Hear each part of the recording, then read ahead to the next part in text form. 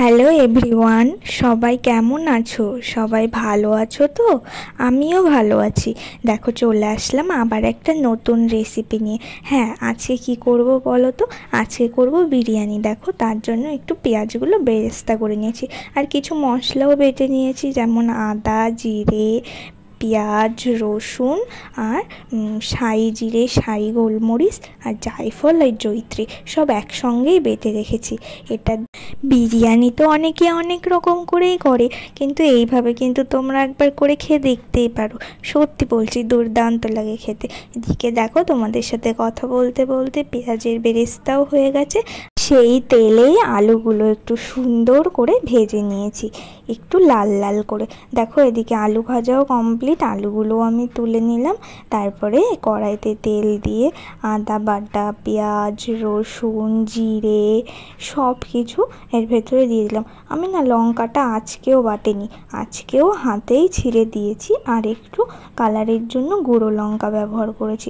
তোমরা কিন্তু লঙ্কাটা বেটে ব্যবহার করতেই পারো, আমি এটা আস্তই দিয়েছি। তারপরে দেখো পরিমাণ মতো টক দই ফেটিয়ে রেখেছিলাম, সেটা দিয়ে সুন্দর করে একটু নাড়াচাড়া করে ভালো করে কষানো হয়ে গেলে এর ভেতরে মাংসটা দিয়ে দিচ্ছি, দিয়ে আবার একটু সুন্দর করে নাড়াচাড়া করে কষিয়ে নিতে হবে। দেখো এদিকে তো আমাদের মাংস রান্না করা কমপ্লিট, আর নামানোর আগে আমি একটু সাই গরম মশলা দিয়ে নামিয়ে নিলাম। তো দেখো আমি কতটা ঝোল ঝোল রেখেছি, মানে পুরো একদম কষা কষাই রেখেছি। তারপরে এদিকে আমি ভাতটা রেডি করে নিচ্ছি। ভাত করার জন্য তেজপাতা, গোটা গরম মশলা, আর একটুখানি সাই গোলমরিচও দিয়ে দিয়েছি, দিয়ে ভালো করে জলটা ফুটতে দিয়েছি।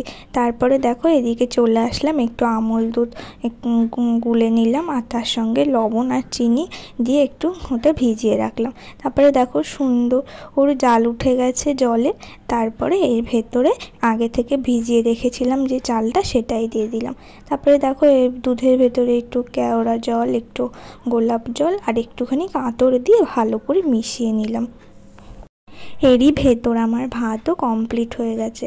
তারপর হাঁড়িটা একটু গরম করে নিয়েছিলাম, তার ভেতরে ঘিটা দিয়ে সুন্দর করে হাঁড়ির চারিপাশে লাগিয়ে নিলাম।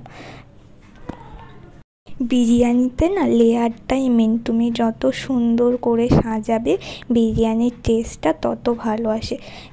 দেখো তারপরে আমি ভাতটা সুন্দর করে দিয়েছি, তারপরে তার উপর দিয়ে একটু বেরেস্তাও দিয়ে দিলাম।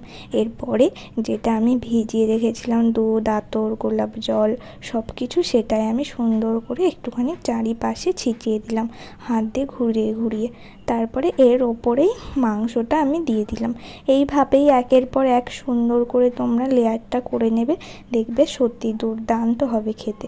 তো দেখো এদিকে আমাদের লেয়ারও কমপ্লিট, এরপরে এটা একটুখানি ভাপে বসিয়ে দেব। তো দেখো এদিকে বিরিয়ানি রেডি। সত্যি খুব সুন্দর গন্ধ বেরিয়েছিল, আর খেতেও দুর্দান্ত হয়েছিল। আর এইদিকে কিন্তু আমার বরমশাইও খেয়ে বলছিল সত্যি খুব সুন্দর হয়েছে বিরিয়ানি। তো ভিডিওটা আজকে এখানেই শেষ করলাম। ভালো লাগলে একটা লাইক